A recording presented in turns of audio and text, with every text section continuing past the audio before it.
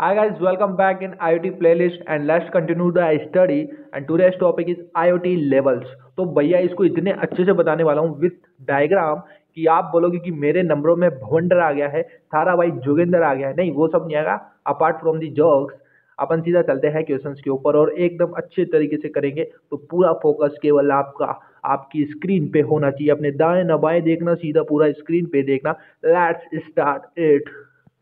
तो देखिए, सबसे पहले लेवल से पहले मैं कुछ चीज़ों के बारे में, कुछ टर्म्स के बारे में बात करूंगा, उसको ध्यान से समझना। अब ये पहला वर्ड आया डिवाइस। तो डिवाइस एक्चुअली क्या? आईओटी की डिवाइस। लाइक आपका फैन है, वो आईओटी का बना हुआ है, यानी ऑटोमेटिकली ऑन होता है, ऑफ होता है। तो वो क्या कर रहा है? एक्चुअली आइडेंटिफिकेशन करता है चीज़ों का कि कब पंखा चलाना है और कब बंद करना है। ठीक है, तो उसके लिए सेंसिंग करता है, तो रिमोट सेंसिंग हो गई।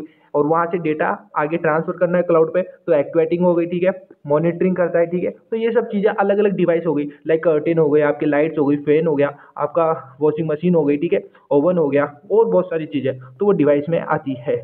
अब बात करूँ रिसोर्स की, तो रिसोर्स एक्चुअली क्या होता है? सॉफ्टवेयर होता है आईओटी का। क्या होता है ये? एक्चुअली सॉफ्टवेयर होता है। अब अपन को एक सॉफ्टवेयर की तो जरूरत पड़ेगी ना इन डिवाइस को कंट्रोल करने के लिए। तो उन सारी डिवाइसों को एक्सेस करने के लिए, प्रोसेस करने के लिए और स्टोर करने के लिए, जो भी आपने सेंस किया है उसकी इंफॉर्मेशन को और कंट्रोल करने के लिए, मोस्ट इंपॉर्टेंटली, तो उसके लिए अपन को क्या जरूरत पड़ती है? रिसोर्स की जरूरत पड़ती है। थर्ड वन आपका क्या है? Controller service. तो देखो, कंट्रोलर सर्विस एक्चुअली क्या करती है? ये डिवाइस के ऊपर होती है, रन करती है डिवाइस के ऊपर। ठीक है, एंड इंटरेक्ट किससे करती है? वेब सर्विस, या आप बोल दो एप्लीकेशन, जो भी आपकी आईओटी की। ठीक है, एक्चुअली क्या करती है कंट्रोल सर्विस? उस डिवाइस के ऊपर से जो भी डेटा है, जो भी उसने सेंस किया है, वो डेटा सेंड करेगा आपका एप्लीकेशन पे। फिर एप्लीकेशन कमांड देगा। लाइक आपने सेंस करा कि नाइट हो गई है, तो लाइट अपना डेटा भेजेगा कि रात हो गई है, तो मुझे अलाउ करो कि मैं लाइट को ऑन कर दूं। फिर यहाँ से अब एप्लीकेशन से क्या होगा? ये कमांड भेजेगा वापस उस डिवाइस को, यानी लाइट को, कि स्विच ऑन कर दो लाइट को। तो इस तरह ये क्या करेगा? उसको कंट्रोल कर रहा है डिवाइस को, इसलिए इसको बोलते हैं कंट्रोलर सर्विस। समझे नहीं समझे? इस तरह समझोगे तो बहुत आसान रहेगा।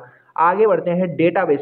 तो देखो, इन सब डेटा को स्टोर तो करना पड़ेगा कहीं ना कहीं, चाहे वो लोकल करो यानी डिवाइस के अंदर करो, या क्लाउड पे करो इंटरनेट पर। तो दोनों ही चॉइस आपकी होगी। तो ये देखो यहाँ पर, या तो लोकल कर सकते हो या क्लाउड पे स्टोर करना है डेटा को, जो भी आपकी आईओटी डिवाइस से आपको मिलने वाला है। अब बात करें वेब सर्विस क्या है एक्चुअली, तो ये कुछ ही नहीं, एक तरह से लिंक है इन दोनों के बीच में। आईओटी आपकी जो भी है, आपकी IoT device, application, database and analysis component, इन सब के बीच में लिंक है आपका।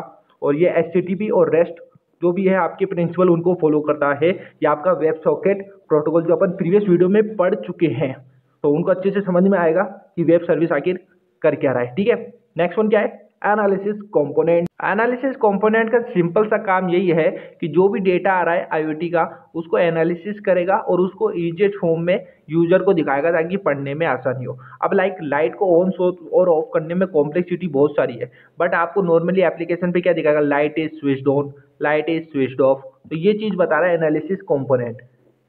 ठीक है, जिन लेवल्स में बड़े बड़े, जिसकी डिवाइस बड़ी है उसमें शो करेगा उसमें, और अदरवाइज बाकियों में शो नहीं करेगा। तो ये लेवल्स बाई डिपेंड भी करता है। एप्लीकेशन मैंने बताई दी, इंटरफेस है यूजर्स के लिए, ताकि वो कंट्रोल कर सके और मॉनिटर कर सके है आपका आईओटी सिस्टम। अब चलते हैं लेवल्स पे। अब ध्यान से समझना, ये है आईओटी लेवल 1। तो इसको थोड़ा सा जूमिंग दे देते हैं अपन, 1 सेकेंड। अब देखिए, सबसे पहली बात इसके अंदर क्या है, जो जो आपने अगर अभी कंपोनेंट पढ़े, कौन कौन से थे? Device, resource, controller. ठीक है, वेब सॉकेट, आपकी वेब सर्विस आ गई, और ये आपका ऐप एप्लीकेशन आ गया। सारी चीजें आ गई। 1 सेकेंड। हाँ, अब देखिए, तो इसके अंदर क्या होता है? एक सिंगल नोड पाया जाता है, या सिंगल डिवाइस पाई जा रही है। ये देखो नीचे आपकी। ठीक है, ये इसका काम क्या है? सेंस करेगा, एक्वेशन करेगा, स्टोर करेगा, परफॉर्म करेगा, होस्ट करेगा एप्लीकेशन को। वही चीज कर रही है, तीनों में आपने आपस में लेन देन हो रहा है। ठीक है, इसके बाद ये डेटाबेस पे जाता है, फिर डेटाबेस से कहाँ जाता है? ये अपना सॉकेट के पास जाता है, वेब सॉकेट, और वहां से एप्लीकेशन के पास। ये पूरा काम अगर आप ध्यान से देखो तो लोकल में हो रहा है, क्लाउड का कोई काम ही नहीं है। ये लेवल 1 कहाँ पे यूज किया जाता है? जहाँ पे लो कॉस्ट हो, पहली बात, लो कॉम्प्लेक्सिटी हो सॉल्यूशन की, और जहाँ पे आपके पास बिग डेटा नहीं है, छोटे छोटे डेटा है।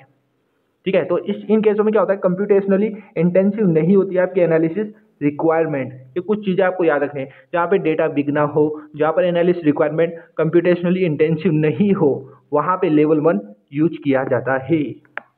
लेवल 2 की ओर बढ़ रहा हूँ गाइस, 1 सेकेंड।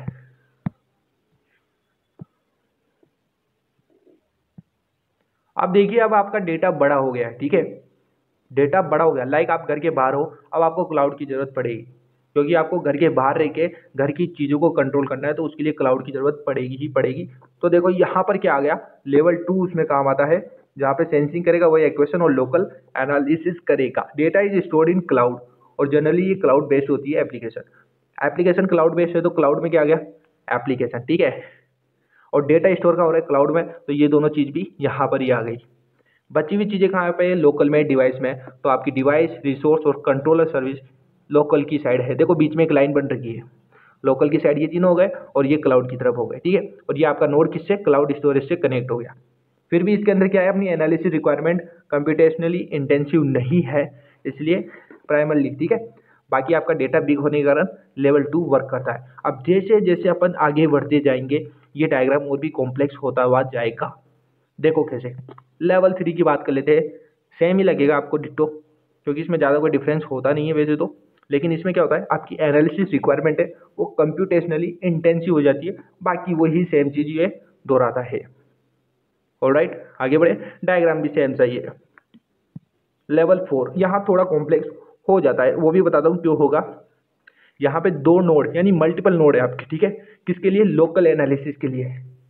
तो यहाँ पे 2 नोड है, तो ये देखो 2 बार बन गया, ठीक है। इसको फिर यहाँ से कनेक्ट करा सर्विस से। अब जैसा कि मैंने बताया था कि यूजर को, अब मल्टीपल नोड है तो बहुत ज़्यादा कॉम्प्लेक्सिटी बढ़ गई, और यूजर को आसान भाषा में समझाना है, तो यहाँ पे एनालिसिस कंपोनेंट की नीड पड़ गई। किसकी बड़ी, एनालिसिस कंपोनेंट की। ये आपका डेटाबेस हो गया, ये आपका ऐप क्लाउड साइड में, और यहाँ पर 2 नोड एक्स्ट्रा है, ऑब्जर्वर नोड। इनका काम क्या है, ये सबसे पहले तो सब्सक्राइब करता है और रिसीव करता है इन्फॉर्मेशन को क्लाउड के अंदर। जो भी आईओटी की डिवाइस काम कर रही है क्लाउड के अंदर, जो भी डेटा जा रहा है, उसको ऑब्जर्वर नोड भी ध्यान में रखता है, लोकल फॉर्म में भी और क्लाउड फॉर्म में भी। इसलिए दोनों साइड क्या आ गया, ऑब्जर्वर आ गया। Are you guys getting my point, I hope you are getting. तो यहाँ पे वही डेटा बिग है और मल्टीपल नोड्स की रिक्वायरमेंट होती है, तो उसके लिए लेवल 4 की नीड होती है। ऑब्जर्वर नोड का काम समझ में आया, रिसीव करना और सब्सक्राइब करना, जो भी आपकी क्लाउड में इंफॉर्मेशन कलेक्ट हो रही है। ऑलराइट, आगे बढ़ें। लेवल 5, अब ये और भी खतरनाक हो गया, बट यहाँ पर एक मस्त चीज़ बताता हूँ आपको। यहाँ पे भी मल्टीपल नोड है, ठीक है, बट यहाँ पर एक होता है कोऑर्डिनेटर। कोऑर्डिनेटर का काम क्या होता है, बाकी सबको कंट्रोल करना। तो ये क्या करेंगे, दोनों नोड इसको दे देंगे अपना सारा डेटा जो भी है। तो यहाँ पर भी ऐसा ही हो रहा है, ये दोनों नोड अपना डेटा इधर कोऑर्डिनेटर नोड को दे रहे हैं, ठीक है। अब ये यहाँ कोऑर्डिनेटर नोड जो है आपका, वहाँ से डेटा जा रहा है आगे क्लाउड की ओर। देखो जा रहा नहीं जा रहा, आगे वही सेम डायग्राम, कोई डिफरेंस नहीं। तो ये मोस्ट ऑफली लेवल 5 किस लिए यूज किया जाता है, वायरलेस सेंसर नेटवर्क के लिए। देखो यहाँ पे लिखा होगा, तभी हमें क्या है, कोऑर्डिनेटर नोड की भी नीड पड़ती है यहाँ पे। बाकी सेम चीजें हैं, और यहाँ थोड़ी आप थ्योरी पढ़ सकते हो। आगे बढ़े, लेवल 6 फाइनल है, ये भी बहुत ईजी है, देख लो इसको भी। ये देखो इसमें भी क्या होता है, मल्टीपल इंडिपेंडेंट एंड नोड होते हैं, यानी एक दूसरे से इंडिपेंडेंट है। पिछले वाले डिपेंडेंट हो सकते थे, बट ये आपस में इंडिपेंडेंट है। और इसमें एक बीच में क्या होता है, आपका सेंट्रलाइज कंट्रोलर यूज किया जाता है क्लाउड में। तो यहाँ देखो, यहाँ पे क्या किया गया है, ये रहा आपका सेंट्रलाइज कंट्रोलर क्लाउड की साइड में, ठीक है। इन दोनों का डेटा इसमें आ गया, और ये इनसे भी शेयर कर रहा है अपना डेटा को, और इनसे भी शेयर कर रहा है अपना डेटा को, समझे। फिर आगे वही सेम चीज़, वही ऑब्जर्वर, वही ऐप, सेम चीज़। थोड़ा सा और पढ़ लेते हैं इसके अंदर। एनालिसिस कंपोनर एनालाइज करता है डेटा को, रिस्टोर करता है रिजल्ट को क्लाउड डेटाबेस के अंदर। Result are visualized with the cloud based application. And ये देखो मेन चीज़, the centralize controller is aware of the status of all the end nodes and send control command to the node, ठीक है। ये मतलब सभी का स्टेटस रखता है कि आखिर कितने नोड है, क्या क्या कैसे काम कर रहे हैं। एक तरह से बोल सकते हैं मैनी डिवाइस काम करती है आईओटी में, लाइक फैन चल रहा है आपका, लाइट चल रही है, ओवन चल रहा है, वॉशिंग मशीन चल रही है। तो इन सब का अलग अलग अपने अपने नोड हो गए, उनको कंट्रोल करने के लिए सेंट्रलाइज कंट्रोलर यहाँ पे एक लगा दिए गए, और बाकी ये क्लाउड से कनेक्ट हो गया। लोकल में अपन ने ऑब्जर्वर नोड रख ही दिया, और आसानी से ये वर्क करेगा ही करेगा। तो अब आया समझ में। देखो सबकी फोटो ले लेना, स्क्रीनशॉट ले लेना, और चीज़ों को समझने की कोशिश करना। स्टिल अगर कोई दिक्कत है तो मुझे बताना कमेंट सेक्शन में, I will try to solve it. So Jai Hind, जय भारत, मिलता हूँ नेक्स्ट वीडियो के साथ में। Thank you very much.